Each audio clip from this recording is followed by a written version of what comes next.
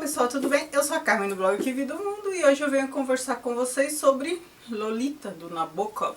Uma obra muito polêmica. Eu reli, esse é um dos livros que eu prometi reler. Não prometi, eu coloquei na minha lista, mas ele não ganhou, embora muita gente tenha votado nele. Mas eu não resisti e reli e estou fazendo vídeo sobre ele.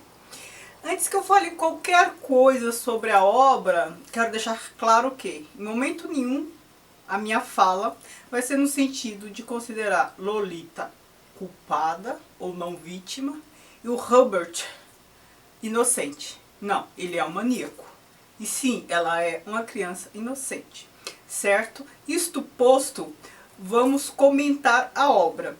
Não vou fazer como fiz na obra Dom Casmurro, de Machado de Assis, onde eu apresentei elementos que poderiam condenar Capitu e elementos que poderiam absolvê-la, né? Ela poderia ser culpada ou inocente a depender do que você considerasse, né? Eu vou deixar o vídeo aqui para vocês darem uma olhada, porque o livro é um duplo perfeito, né? Ela tanto poderia ser culpada, havia elementos para isso, como inocente, traiu ou não traiu. Certo? Só que aqui não há que se duvidar de culpa ou duvidar de inocência. Não, é claro, está posto. Ele se diz maníaco, ele se diz pedófilo. Então, não há o que falar sobre isso. Eu vou apresentar elementos para detestar Lolita e elementos para adorar Lolita. A obra, não a menina, a obra. Então, é isso que eu pretendo fazer, porque eu sei que tem muita gente que adora e tem muita gente que detesta. Tem gente que não consegue ler esse livro por conta dos pensamentos dele. Mas então vamos lá. Primeiro, o enredo, né? Um resumo do enredo. Aqui é a história de um professor de literatura francês. Ele vai para os Estados Unidos e oferecem para ele um lugar para ficar. É a casa da Charlotte Reis, uma senhora muito chatinha, viúva tal, e ele, desde que pisou lá, ele já não queria ficar de jeito nenhum, né? E só estava esperando o momento para declinar. E ele ia embora até que ela vai mostrar o jardim, ele vê a filha dela, a Lolita, tomando sol de biquíni. E ele fica doido, aí ele aceita ficar. E ele participando da rotina da casa, fazendo o diário dele, cada vez mais interessado na Lolita, na menina de 12 anos. É bom lembrar, Lolita tem 12 anos. Ela é o que ele considera ninfeta. E é o Nabokov que cunhou esse termo ninfeta, né? Ele chama de ninfeta as meninas entre 12 e 14 anos e ele tem uma babação por essas meninas, né, nessa idade, que são crianças, né? Pra mim até 14 anos é criança. Ele começa a babar, né? Babar no sentido figurado lá, pela menina. Só que a Lolita, ela não é a primeira ninfeta da vida dele. Ele no começo, ele conta que quando ele era criança, ele gostou de uma tal de Annabelle, que era criança. E houve alguma impossibilidade, acho que a menina morreu. Curiosidade, o Nabokov realmente se apaixonou por uma garotinha quando era mais jovem, e essa garotinha morreu, né? Era mais ou menos assim na faixa da Annabelle, uma ninfeta. Mas até onde eu sei, a semelhança entre o Robert e o autor para por aí. E ele, em cima disso, ele construiu essa obra aqui, que dá muito o que falar, né? Voltando à história. Ele ficou com a babação, ficava encantado com tudo que a menina fazia. A mãe dela era muito chata e aí a gente percebe claramente uma disputa entre mãe e filha, o que é muito comum, viu? É mais comum do que a gente imagina, essa disputa entre mulher. Mulher gosta muito de disputar, né? E entre mãe e filha também há muito, às vezes a gente não presta atenção, mas há. E elas disputam, assim, né? A menina nessa fase chata, né? A Lolita, gente, é uma adolescente, uma pré-adolescente como qualquer outra, sabe? Com alteração de humor, às vezes encantadora, às vezes chatinha. E ele acha tudo maravilhoso, tudo encantador. Até que a mãe dela deixa uma carta dizendo que está terrivelmente apaixonada por ele, pede para ele ir embora, porque ela não vai conseguir conviver gostando dele assim, que não sei o que, e sei lá, queria muito se casar com ele, que ele fosse pai da filha dela, não sei o que, não sei o que. Ora, ele não pode ir embora, né? O que ele faz? Ele se casa com a mãe da Lolita. Detestando, chamando ela de porca e tal, não gosta, porque ela é realmente chata. Ele se casou com a mãe dela pra ficar perto da Lolita. Até que um dia a mãe lê as anotações dele, porque ele faz um diário, né? Ela lê ali todos os pensamentos, né? Ele chamando ela de porca, a babação dele pela Lolita. E ela fica louca, ela vai falar com ele fala que aquilo ali era um romance, né, já que ele é professor de literatura, que não era pra ela ficar assim, que imagina, que não sei o quê. Mas até que ela morre atropelada ao tentar colocar umas cartas no correio, que depois ele, né, se apropria das cartas e era assim, contando toda a história, mandando cartas pra não sei onde. Porque quando isso acontece, a Lolita está num colônia de férias, está acampando. Ela morre e tal, ele fica como viúvo e ele vai buscar a Lolita no acampamento. A princípio ele não conta que a mãe está morta. Ele começa a viajar com ela, se hospedar em hotel. E durante essa viagem vai mudando de hotel em hotel, porque as pessoas também começam a desconfiar. Ele não fala que a esposa morreu e tal. E aí ele e Lolita transam. Ela com 12 anos, ele com 40 e poucos, né? Só que a Lolita não era mais virgem. Quando a Lolita transa com ele, ela pensa que a mãe está viva. Vocês percebem todo o joguinho entre as duas? Ela seduz, porque ela dá meio seduzida. E com isso eu não estou dizendo que ela é culpada, já falei. Ela é uma menina danadinha. Uma birra dela lá, ela quer falar com a mãe, que não sei o que, aí ele conta que a mãe está morta. Aí ela percebe que ela realmente é órfã, não tem pra onde ir, ela está nas mãos dele. E eles ficam assim, né, mudando, algumas pessoas desconfiam, e tem um cara que começa a persegui-los e tal. Paro por aqui o enredo. Mais pro fim desse vídeo eu vou comentar o fim do livro, mas aí eu vou dar spoiler, mas aí eu vou avisar antes, certo? Parando por aqui já dá pra comentar um monte de coisa. Motivos para odiar esse livro. O enredo, né? A gente tem um caso claro de pedofilia. Antes de ler o livro você já começa a ficar assim, né?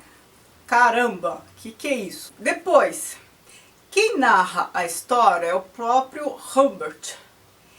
E ele conta com riquezas de detalhes tudo que ele pensa, tudo que ele sente em relação a Lolita. E ele é um maníaco, confesso, bem antes, na Europa, ele ficou internado em manicômio, hein? Ele diz isso. Ele é, confesso, ele é muito esperto, tem muita habilidade, ele é ardiloso e ele é muito cínico, descarado. Então, ele vai contando as coisas assim, com uma riqueza de detalhes, os pensamentos sórdidos em relação à menina que muita gente para de ler, não aguenta. Eu vou ler um trecho para vocês terem ideia.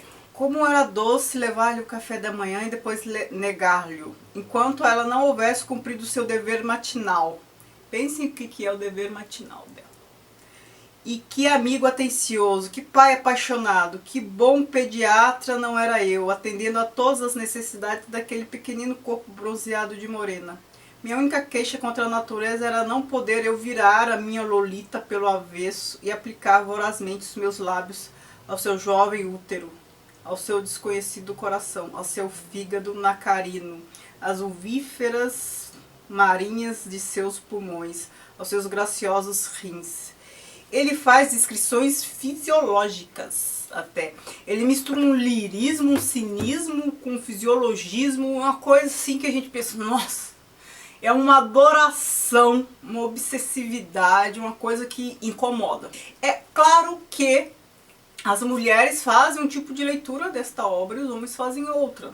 Muitas mulheres não conseguem ler essa obra por conta dessas descrições. Eu já acho que talvez seja difícil um homem que tenha começado a ler tenha parado por conta disso, hein? Homens e mulheres fazem leituras diferentes. Mesmo porque a mulher, a maior parte das mulheres tem essa coisa também de querer cuidar, né? De proteger. Então não só uma solidariedade pelo sexo, mas é esse sentimento maternal de querer proteger uma criança, que as mulheres têm mais que os homens, né? Costumam ter, pelo menos. Não estou falando que isso é natureza humana, mas é a tendência de comportamento feminino, né? A gente fica com vontade de cuidar. Eu fiquei com vontade de cuidar dessa garotinha assim, em muitos momentos. Embora em muitos momentos ela me parecesse bem chatinha, né? Coisa da idade, o que é normal. Mas em muitos momentos vontade de protegê-la, principalmente depois de comentários, de pensamentos como este. Então tem isso, né? Homens podem até entendê-lo um pouco, mas as mulheres dificilmente. Outra coisa, muitas vezes a Lolita é meio chatinha, então assim, às vezes ela quer seduzir, ela tem um comportamento ambíguo tal, mas isso não faz dela culpada, hein? É o que eu falei. Ela é uma adolescente, uma pré-adolescente. Adolescente não, uma pré-adolescente, uma criança. Pra mim até 14 anos é criança. Hein? Com a dor e a delícia de ter essa idade tão muitas vezes encantadora, muitas vezes muito chata. Então a gente pensa, nossa, ela provocou, mas havia uma disputa ali entre ela e a mãe que não tinha juízo nenhum, né? Porque era toda egoísta, toda não sei o quê. Então as duas coisas que fazem a gente detestar esse livro, o enredo em si e a forma como ele narra. E também, muita gente eu sei que se irrita um pouco com o comportamento dela. Pô, né? Em vez de recusar, de contar pra alguém, não sei o que. Ela tem um comportamento meio ambíguo muitas vezes, mas pra mim isso é natural. Agora, motivos para amar o livro. O livro é uma das coisas mais bem escritas que eu já li na vida. E a escolha do foco narrativo, né? Eu falo pra vocês como isso é importante, a escolha do foco narrativo. Quem vai contar a história? Ele conta a história. O Hubbard conta essa história. Quem é o Hubbard? É um maníaco. Só que ele é só maníaco? Não. Ele é um professor de literatura. Isso fica evidente na escrita. Porque ele escreve, ele faz poesia muitas vezes ao descrever. Esse próprio trecho que eu li, embora seja um pouco nojento, vocês percebem um pouco de lirismo ali. Esse livro tem um dos melhores começos da história da literatura. Uma das coisas mais lindas, pura poesia. Prestem atenção. Lolita, luz de minha vida, fogo de meus flancos, meu pecado, minha alma. Lolita, a ponta da língua fazendo uma viagem de 3 passos pelo céu da boca, a fim de bater de leve no terceiro de encontro aos dentes. Lolita. E ele começa a descrever. Vejam se não é pura poesia. E aqui nessa versão em português há uma mistura de sons fonéticos que levam, que induzem a lascívia, a sensualidade. O excesso de L, o excesso de fricativos F, V, F, luz da minha vida, sabe? Fogo dos meus flancos. Então esse excesso de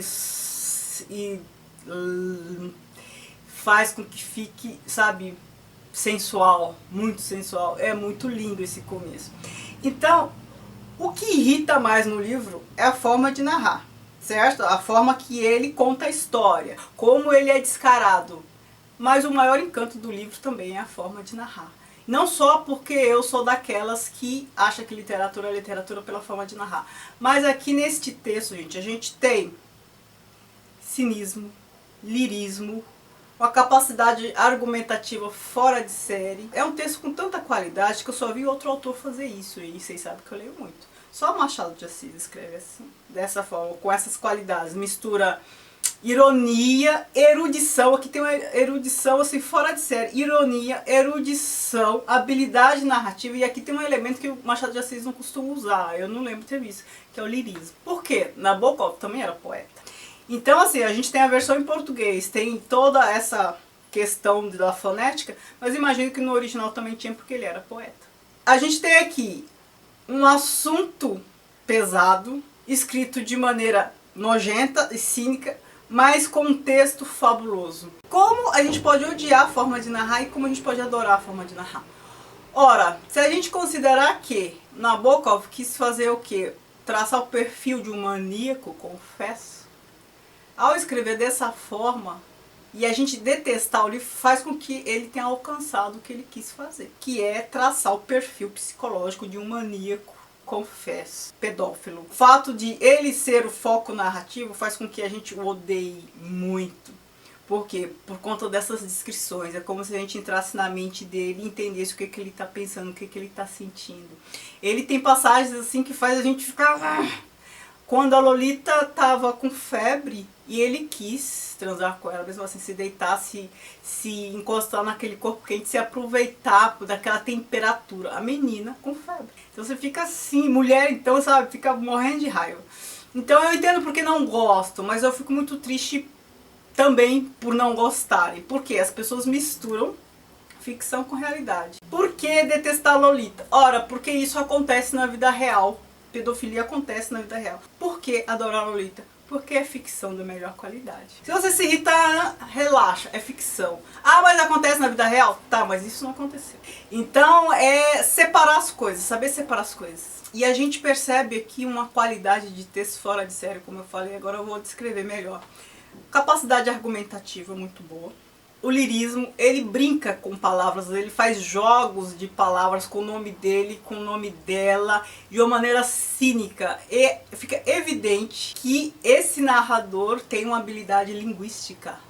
Não só pelo lirismo, mas pelo jogo de palavras. O próprio Nabokov, a gente sabe que ele foi poeta e um monte de coisa assim, ensaísta e tal, crítico. Mas o Hubbard era professor de literatura, então tá explicado. Então é o maníaco professor de literatura que une essas duas coisas e produz esse texto. Por que capacidade argumentativa e erudição? Se a gente conhece pouco, tem pouco repertório, muita coisa escapa, mas aqui tem uma erudição fora de série.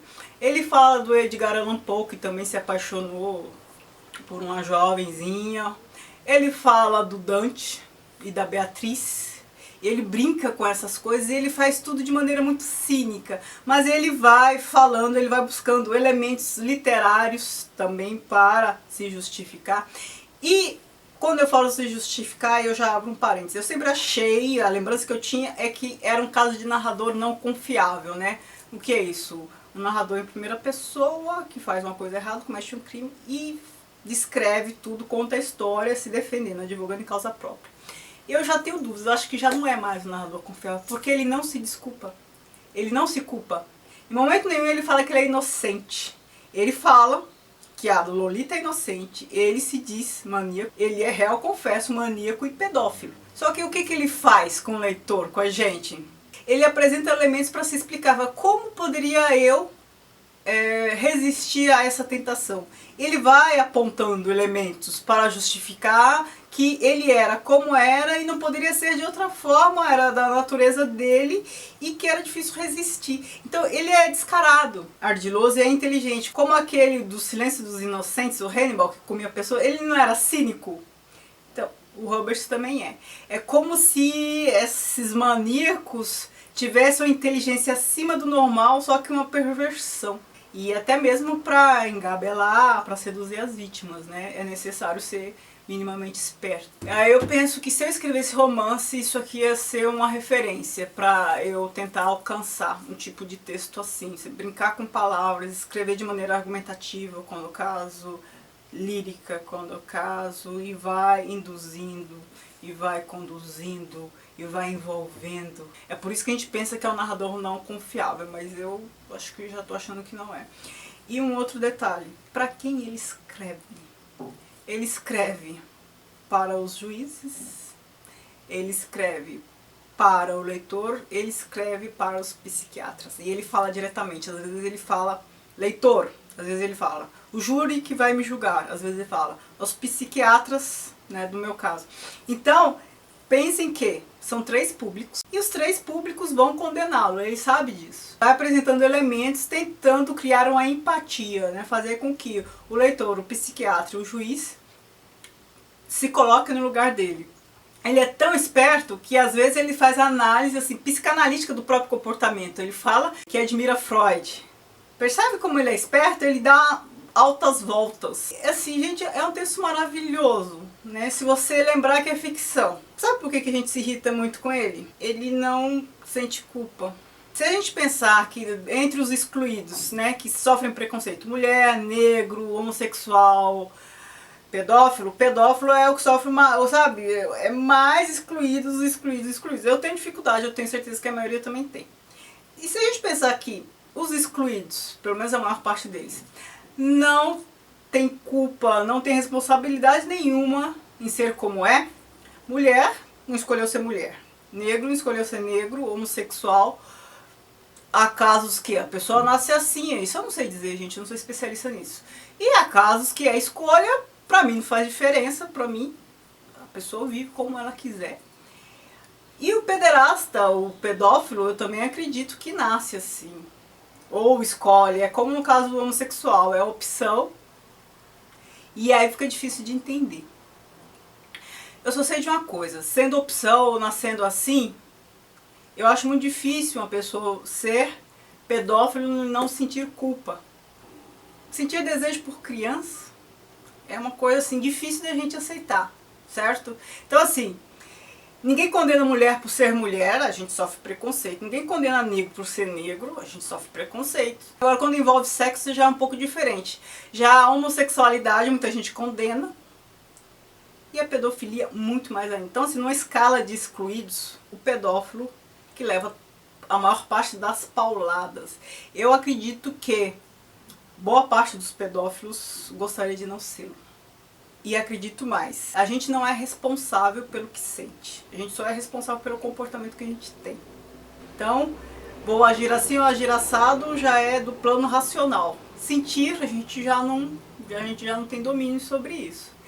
E muitos que caem em tentação, que não resistem, sucumbem, acabam agindo de maneira a não resistir, muitos sentem culpa. Este aqui não sente. Percebam como fica difícil. Não dá para defendê-lo. Eu defendo a obra, não defendo o Herbert. Para mim é muito claro que isso aqui é ficção. E para mim é muito claro também a confusão que isso causa, por quê? Quem detesta o livro é por conta da verossimilhança. Eu já adoro, porque eu sei que é ficção. E sei que está tratando de um tema que é tabu. Eu sei que é tabu, mas tem que ser tratado, porque eu considero literatura obra de arte. E obra de arte não pode deixar nada de fora. A obra de arte tem que cuidar, tratar das coisas da vida, certo? Se não tratar de pedofilia ou qualquer outra coisa, tá deixando coisa de fora, não tá tratando das coisas da vida. Isso existe na vida real, é por isso que muita gente tem raiva, porque a gente sabe que existe. Mas a arte tem que tratar dessas coisas também. Então pense nesse livro com essa função catártica. Você se aproximar de uma história que te incomoda demais, mas depois você sente o alívio, que é ficção. Ufa, existe na vida real? Existe, mas não existiu aqui. Agora eu vou falar do fim do livro. Se você não conhece o fim do livro, não quer saber de spoiler, não quer saber de nada, então deixa meu joinha, pode parar por aqui, que eu já apresentei alguns elementos aí para você pensar nessa obra. Agora vamos lá, o que acontece aqui? Ele nessa fuga, né, fica um pouco na cidade, fica um pouco no outro, levando a menina. Ele acaba sendo perseguido, né, por um cara que ele já conhecia antes, né, mas não sabia que conhecia, não sabia exatamente quem era. E numa situação que a Lolita passa mal, é internada, esse cara leva ela com ele. E aí ele perde a Lolita, ele procura, não acha. Ele até se envolve com outra pessoa, outra mulher mais nova. Ele falou que ele perdeu a Lolita, mas não deixou de ser pedófilo. Ó como ele irrita. Ele lamenta muito, até que, acho que uns 3 anos depois, ela mandou uma carta pedindo dinheiro. Ele vai desesperadamente atrás dela. Ela está grávida, está casada. Já não é Lolita mais, ela tem acho que 17 anos, porque eles ficaram assim mudando, né, viajando de carro por uns 2 anos, entre 12 e 14. Ela nem tá tão bonita. Ele leva o dinheiro para ela e ele está realmente tremendamente apaixonado. Ele é realmente apaixonado por ela. Ele pede para ela ir com ele e ela se recusa. Ela fala, você destruiu minha vida. Ela fala que iria com o Kilt, que é o outro pedófilo, que é o outro sodomista com quem ela fugiu, né? Você vê que a criança foi vítima de 2, não de 1. Ela falou que iria com o Kilt, mas com ele não. O Kilt despedaçou o coração dela, mas o Herbert destruiu a vida. É isso que ela fala. Ela não gosta do marido, mas tá com ele, porque ele é bonzinho e tal, mas ela falou que iria com o Kilt. E aí ele chora e pede para ela ir com ele do mesmo jeito. Ela disse não, não, não. Ele dá lá bastante dinheiro para ela e ele sai para matar o Kilt. Quem assistiu os filmes, eu assisti os 2, o do Jeremy Irons, né, que faz o papel dele, de 97, e eu tenho do Stanley Kubrick. Nos 2 filmes, o filme começa com esse fim, ele matando o Kilt. E esse Kilt quem é? É um diretor de teatro, alguma coisa assim, que ela se apaixonou por esse cara, ela achou que ele meio que seduziu ela, prometendo Hollywood, sabe? Ela fazia peça de teatro na escola, ela se apaixonou, pediu pra ir com ele a levou. Só que ele queria sodomizar. Ele parece ser homossexual, ele é meio efeminado e tal, queria que ela participasse de sexo grupal, queria filmar, uma coisa assim, envolvido com drogas, enfim. Ela, quando percebeu que ele queria que ela participasse de filme pornô, ela caiu fora, porque ela gostava dele.